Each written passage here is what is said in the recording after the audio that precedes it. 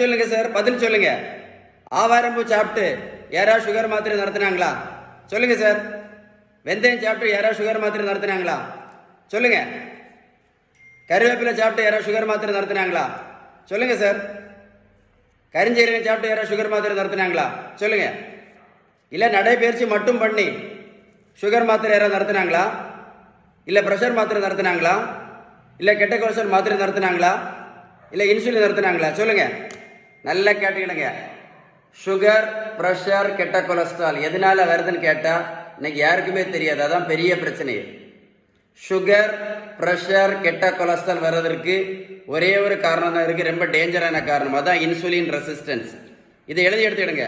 இதை மறக்காமல் எழுதி எடுங்க. இதை எடுத்து நெட்டில் சர்ச் பண்ணி பாருங்கள். நான் சொன்ன இன்ஃபர்மேஷன் கரெக்டாக இருந்தால் கமெண்ட்ஸில் OIES அப்படின்னு டைப் பண்ணி அனுப்புங்க. சரியா? இந்த இன்சுலின் ரெசிஸ்டன்ஸை சரி பண்ணணும்னா ஒரே ஒரு வழி தான் இருக்குது, ரெண்டு வழியெல்லாம் கிடையாது. ஒரே ஒரு வழி தான். அதுக்கு பேர் தான் பேலன்ஸ்டு டயட். நீங்கள் பேலன்ஸ்டு டயட் கரெக்டாக ஃபாலோ பண்ணலை அப்படின்னா முதல்ல 2 மாத்திரை, அப்புறம் அது குட்டி போட்டுதுன்னா 4 மாத்திரை ஆகும்.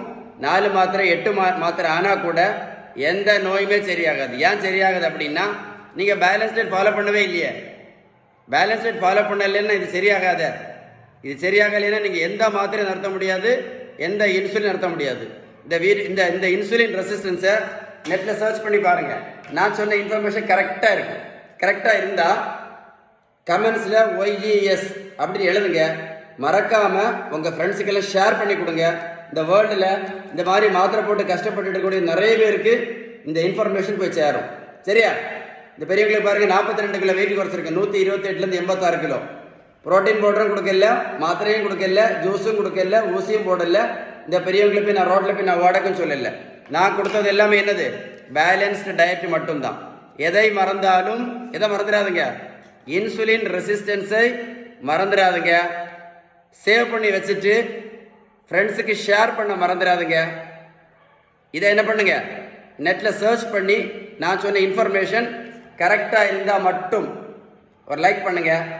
ஃப்ரெண்ட்ஸுக்கு ஷேர் பண்ண மறந்துடாதுங்க. சரியா?